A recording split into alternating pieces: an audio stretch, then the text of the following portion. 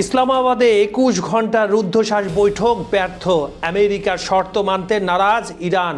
আর ওদিকে ট্রাম্পের সরাসরি হুঁশিয়ারি, চীন যদি ইরানকে অস্ত্র দেয় তবে বেইজিংকে পড়তে হবে চরম বিপদে। অন্যদিকে ইসরায়েলি হামলা সত্ত্বেও অক্ষত ইরানে ভূগর্ভস্থ পারমাণবিক দুর্গ। মধ্যপ্রাচ্য কি তবে ইতিহাসের প্রথম পারমাণবিক যুদ্ধের দ্বার প্রান্তে? মধ্যপ্রাচ্যের রাজনীতিতে আজ এক অগ্নিগর্ভ পরিস্থিতি সৃষ্টি হয়েছে। ওয়াশিংটন থেকে তেহরান কিংবা ইসলামাবাদ থেকে বেইজিং, ক্ষমতার প্রতিটি কেন্দ্রে চলছে স্নায়ুযুদ্ধ। খবর সংযোগের জিওপলিটিক্যাল অনুষ্ঠানের আজকের বিশেষ প্রতিবেদনে আমরা বিশ্লেষণ করব কেন ব্যর্থ হলো ইসলামাবাদের শান্তি আলোচনা এবং মার্কিন ধ্বংসাত্মক হামলার মুখেও কতটা শক্তিশালী ইরানের ইনভিজিবল নেটওয়ার্ক। পুরো ঘটনা জানতে ভিডিওটি শেষ পর্যন্ত দেখুন।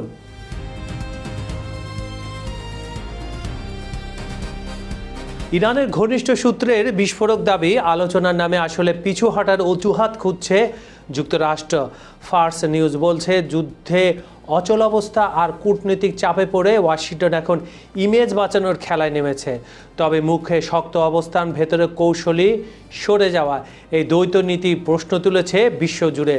অন্যদিকে ইসলামাবাদে বৈঠক শেষে পাকিস্তানের পররাষ্ট্রমন্ত্রী ইসাক দার আশাবাদ দেখালেও ইরান জানিয়ে দিয়েছে নতুন করে আলোচনার দরজা আপাতত বন্ধ। ফলে শান্তির আড়ালে আবারও কি সংঘাতের ছায়া ঘনাচ্ছে?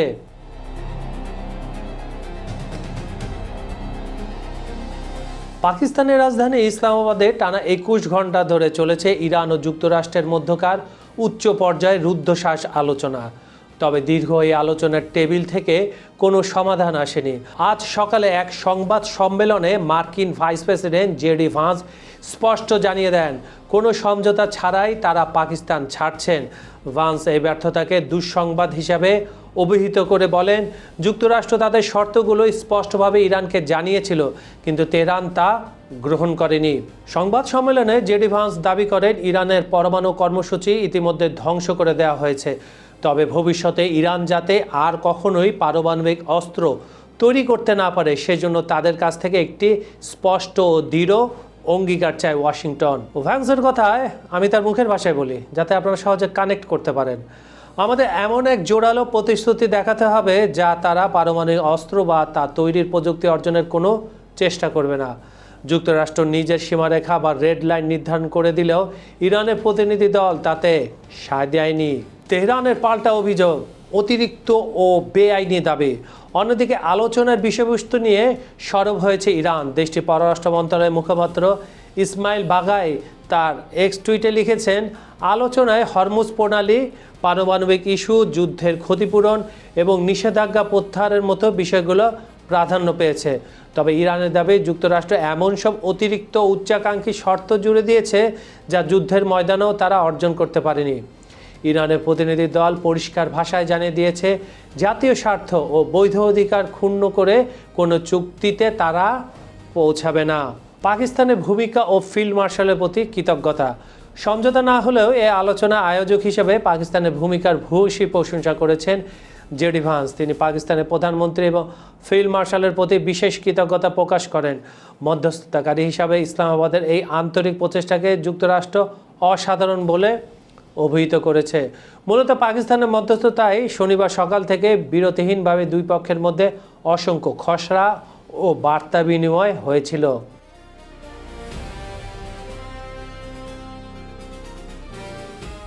এদিকে আলোচনার টেবিলে যখন টানাপোড়েন চলছে, তখন হোয়াইট হাউস থেকে কড়া বার্তা দিয়েছেন প্রেসিডেন্ট ডোনাল্ড ট্রাম্প। গোয়েন্দা তথ্যের বরাতে সিএনএন জানিয়েছে, চীন আগামী কয়েক সপ্তাহের মধ্যে ইরানকে একটি উন্নত আকাশ প্রতিরক্ষা ব্যবস্থা সরবরাহ করতে পারে। এই খবরে ক্ষুব্ধ ট্রাম্প সতর্ক করে বলেছে, চীন যদি ইরানকে অস্ত্র দিয়ে সহায়তা করে তবে তাদের গুরুতর পরিণতি ভোগ করতে হবে। আগামী মাসে শি জিনপিংয়ের সঙ্গে বৈঠকের আগেই ট্রাম্পের এই হুঁশিয়ারি নতুন করে ভূ রাজনৈতিক উত্তেজনা বাড়িয়ে দিয়েছে।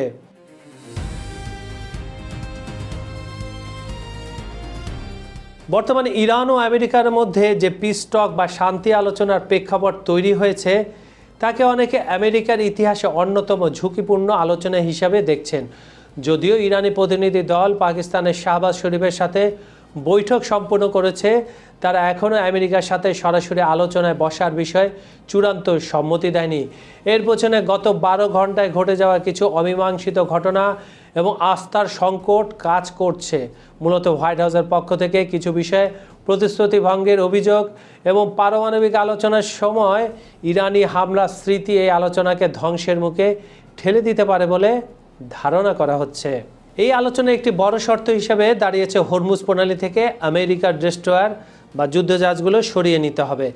ইরান একেবারে স্পষ্ট করে এই আলোচনার সময় বলেছে যে মার্কিন রণতরী ওই এলাকা থেকে পিছু না হটলে তারা হামলার পথ বেছে নেবে, একদম বেছে বেছে রণতরীগুলো ডেস্ট্রয়ারগুলো ডুবিয়ে দেবে। অন্যদিকে ইরানি ডেলিগেশন টিমের সদস্যরা অত্যন্ত কঠোর অবস্থানে রয়েছেন, তারা কোনো পয়েন্টে ছাড় দিতে রাজি নন এবং নিজেদের লক্ষ্য অর্জনে শতভাগ অনড় থাকার প্রত্যয় ব্যক্ত করেছেন। ইরান সরাসরি জানিয়েছে লেবাননের পরিস্থিতি এবং এই শান্তি আলোচনার মুদ্রার এপিট ওপিট। লেবাননে যদি কোনো ধরনের ভায়োলেন্স বা হামলা হয় তবে এই সিজফায়ার টক তাৎক্ষণিক বন্ধ হয়ে যাবে। ইরান স্পষ্ট হুমকি দিয়ে রেখেছে আলোচনার পাশাপাশি তারা পূর্ণ শক্তির আক্রমণের জন্য প্রস্তুত রয়েছে।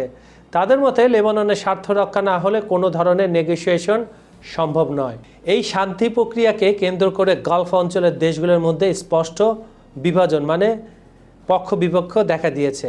সংযুক্ত আরব আমিরাত, যাকে আমরা ইউএই বলি, বাহরাইন এবং কুয়েত ইরানের বিরুদ্ধে অবস্থান নিলেও সৌদি আরব ও কাতার নিরপেক্ষ বা ভিন্ন অবস্থানে একেবারে রয়েছে, সাথে ওমানও একই অবস্থা। ইরান মূলত আরব আমিরাতকে একটি বিশেষ হাব হিসাবে দেখছে এবং তাদের বিরুদ্ধে কঠোর ব্যবস্থা নেওয়ার সংকেত দিয়ে রেখেছে। বিশেষ করে ইসরায়েল ও আমিরাতের পারস্পরিক সম্পর্কের কারণে ইরান তাদের প্রতি অত্যন্ত মারমুখী অবস্থানে রয়েছে এবং ইরানিদের ভাষায় এই আরব আমিরাত হলো মিনি ইসরায়েল। এই আলোচনার আয়োজন করতে গিয়ে পাকিস্তান বড় ধরনের কূটনৈতিক ও অর্থনৈতিক চাপের মুখে পড়েছে। ঋণে জর্জরিত পাকিস্তানের উপর সংযুক্ত আরব আমিরাতের লোন পরিশোধের চাপ সৃষ্টি করেছে, যা প্রায় $500 বিলিয়ন একটি সংকট তৈরি করেছে। তবে এই কঠিন সময়ে সৌদি আরব ও কাতার পাকিস্তানকে সমর্থন দিতে এগিয়ে এসেছে।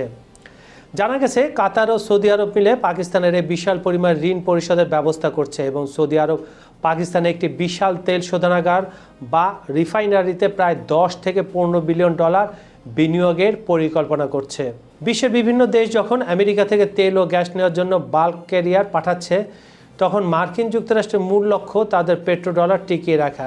এটি মূলত ডোনাল্ড ট্রাম্পের দীর্ঘমেয়াদী পরিকল্পনার অংশ বলে মনে করা হচ্ছে। তবে বর্তমান পরিস্থিতিতে ইরান ও আমেরিকার মধ্যকার এই আলোচনাকে পিস টক না বলে অনেকে ধ্বংসাত্মক টক হিসেবে অভিহিত করেছেন।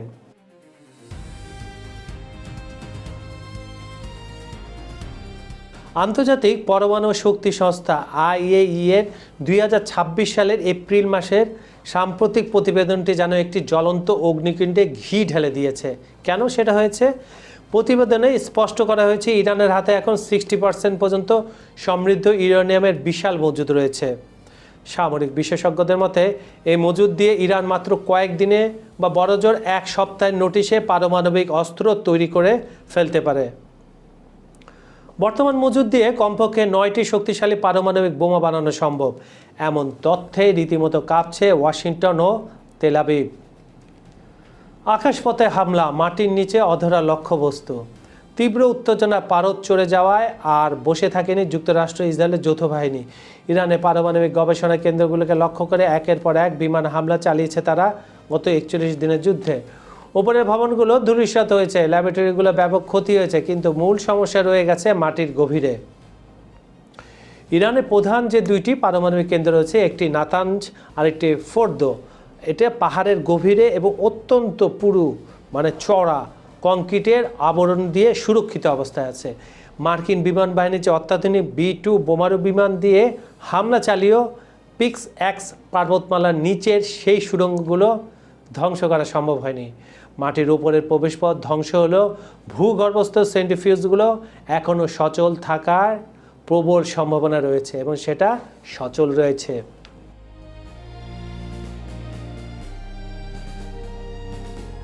আকাশপথে কাঙ্ক্ষিত সাফল্য না আসায় এখন সরাসরি স্থল অভিযানের মতো চরম সিদ্ধান্তের দিকে ঝুঁকছে পেন্টাগন। কিন্তু প্রশ্ন উঠেছে, তাতেও কি লাভ হবে?